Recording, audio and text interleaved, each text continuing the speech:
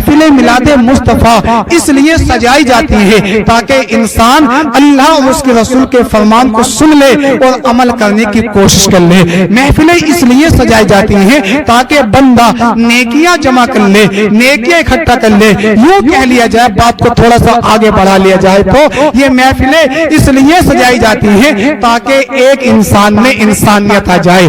ایک خطیب آپ کے یہاں پر آتا ہے, مخاطب اس کا انسان ہوا کرتا ہے.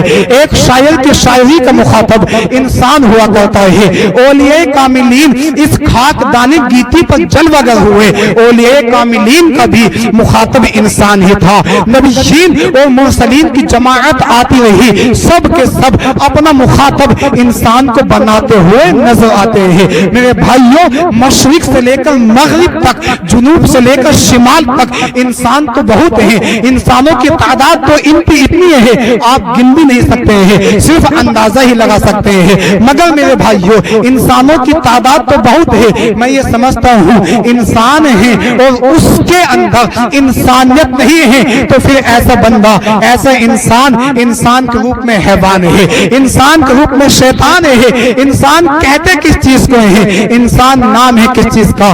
آئیے میں آپ لوگوں کے سامنے ایک مثال رکھتا ہوں تاکہ آپ لوگوں کے بات سمجھ میں آ جائے, اور جو بات میں آپ لوگوں کو سمجھانا چاہتا ہوں وہ بات بھی آپ حضرات کو معلوم ہو جائے. جنگل میں شیر رہتا ہے, کیا رہتا ہے, شیر رہتا ہے جس کو راجا کہا جاتا ہے. اگر اسی شیر کی کوئی مصنوعی شکل بنا لے, مصنوعی کا معنی آتا ہے نقلی شکل بنا لے, نقلی شکل بنانے کے بعد اپنے گھر لے آئے, مکمل شکل و صورت شیر جیسی ہو, اس کی آنکھیں بھی شیر جیسی ہوں, اس کے کان بھی شیر جیسے ہوں, اس کا چہرہ بھی شیر جیسا ہو, اس کی ٹانگیں بھی شیر جیسی ہوں, یعنی سر سے لے کر پیر تک مکمل شیر جیسا ہو, مگر نقلی ہے. اب اگر کوئی بندہ اس کو لے کر آئے گا تو کیا لوگ اس سے ڈر سکتے ہیں, اس سے خوف کھا سکتے ہیں؟ آپ یہی کہیں گے جناب جب نقلی ہے تو کیوں ڈریں گے, اصلی ہوتا تو ڈرتے بھی, اوریجنل ہوتا تو خوف بھی کھاتے.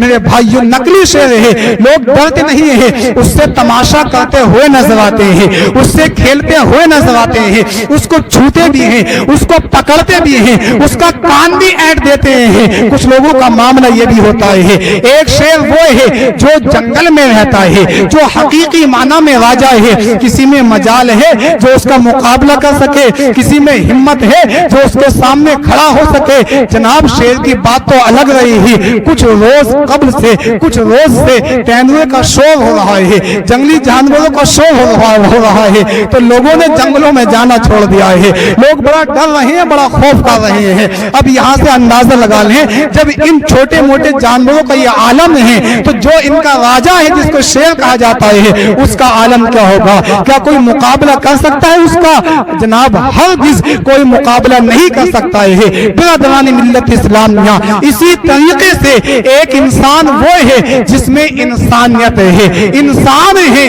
اگر اس کے اندر میرے بھائیوں انسانیت نہیں ہے تو پھر ساری دنیا کے لوگ اس کو ٹھکراتے ہوئے نظر آتے ہیں, اس کے ساتھ میں تماشا کرتے ہوئے نظر آتے ہیں, کھیلتے ہوئے نظر آتے ہیں. اس لیے میرے اسلامی بھائیوں, انسان کہہ لینا کافی نہیں ہے بلکہ انسانیت اپنانا بھی لازمی ہے.